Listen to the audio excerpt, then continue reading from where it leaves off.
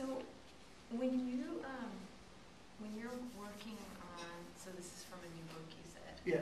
When you're writing, do you see these scenes in your head or hear the voices of the characters? You mean does one happen before the other?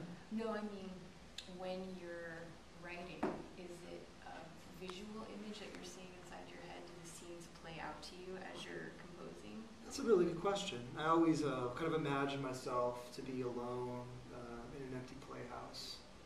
I'm asking myself always, what would this look like if I was blocking this out for an audience, or I was trying to kind of invite strangers into this world? How would this work for them?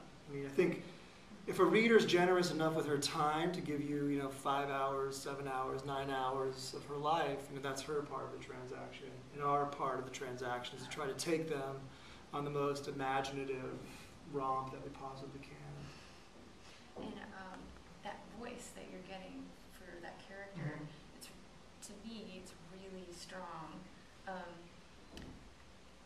Do you hear him in your head when is he How speaking? schizophrenic are you?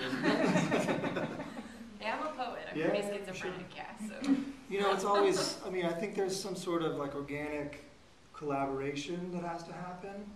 I think at first it's the author probably dictating a lot of the action, but during the remix process, as we were kind of revising and revising and revising, there's some sort of exchange of consciousnesses in which we kind of fade into the background, and suddenly they really stand up and say, okay, I can do this. I'm a teacher, and I always tell my students that as the authors, we're sort of like Dr. Frankenstein, that we have to rob the graves and we have to like stitch all the body parts together and like do that crazy thing where the electricity gets into the monster's head. But at a certain point, the character stands up and kind of looks at us as the artist and says, I've got it from here, Doc. I can do it, for sure. Wow. Yeah. I have a million questions now. So you're a teacher as well. Do you feel like teaching is something that you wanted to do? I know that many writers, this is sort of you get to school and they say, guess what? Sure, yeah. This is your career trajectory, whether you like it or not. Yeah.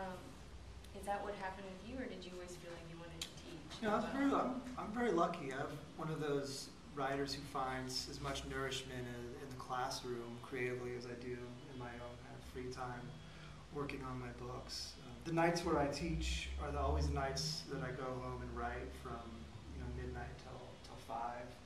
I struggle with insomnia anyways, but I can kind of like ride the enthusiasm of my graduate students and say like, oh my gosh, people do really love literature still. Like I'm going to go back and get to work and try to write the next thing.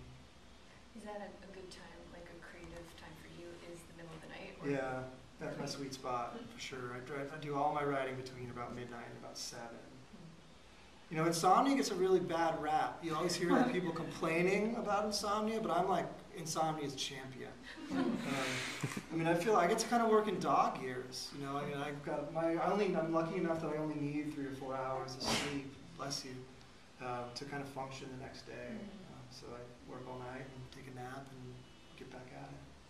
So, do you have, so you've written 4 novels at this point.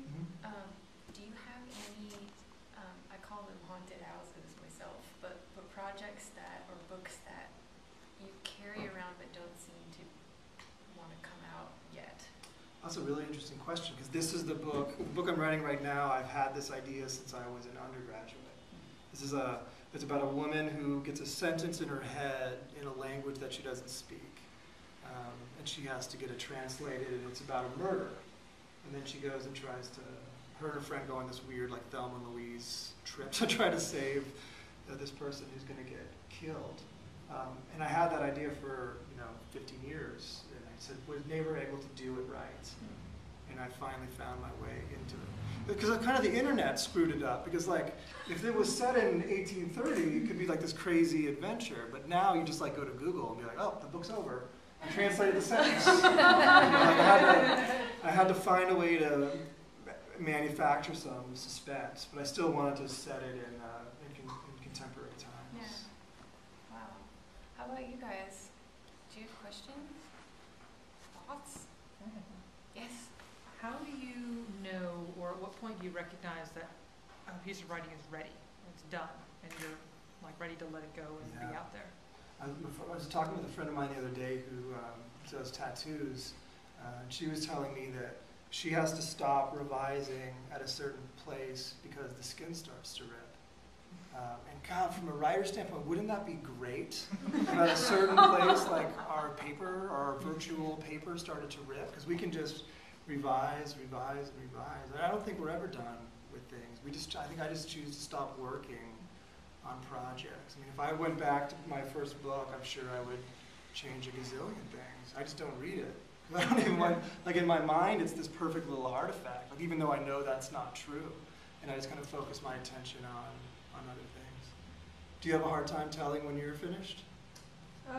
No, I have more of a hard time getting started. And then kind of once I get started and it starts to come out, and it's like, oh, okay, and I get to a point where I just can't physically do it anymore. Right, yeah. It's just like, that's it, I can't look at it, I can't read it again, it's done. Whether it's good or not, it's done. Right.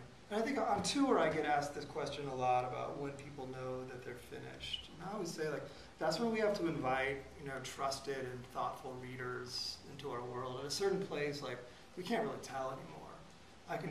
We read the same passage on Thursday and we're a genius. We read the same passage on Friday and we're fucking terrible. And we just need some other people to kind of like help us out at the gauntlet, as the case might be. So this is kind of a strange question, but I noticed it happen. I'm wondering if you noticed the same thing or if I'm just schizophrenic. But when I start working on something and I'm in it, suddenly pieces of it start presenting themselves all over the place, like out in public, or someone else is working on something, or I hear a news story and it has something to do with what I'm writing. Does that happen to you first off? And do you think this is like a flow? What is it when that happens?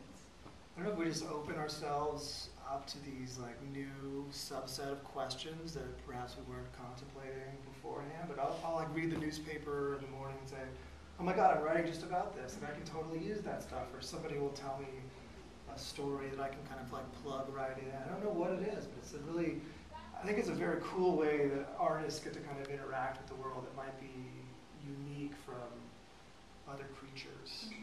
Because we're always, Milan Kundera always says that, it's the novelist's job to just pose the questions. Like, we don't necessarily have to supply the answers. That's the reader's side of the exchange. And I love that idea, is that we kind of can construct this like wonderfully arcane puzzle, and then the reader kind of comes into that, and she supplies her own backstory, her own system of life experiences comes to that. And that's why, like, when we're reading the same book, we're never reading the same book. You're reading a different one, you're reading a different one, you're reading a different one. Yeah. That's what makes literature so exciting. Yeah. Thank you. Yeah, right on. Awesome. Thanks a lot.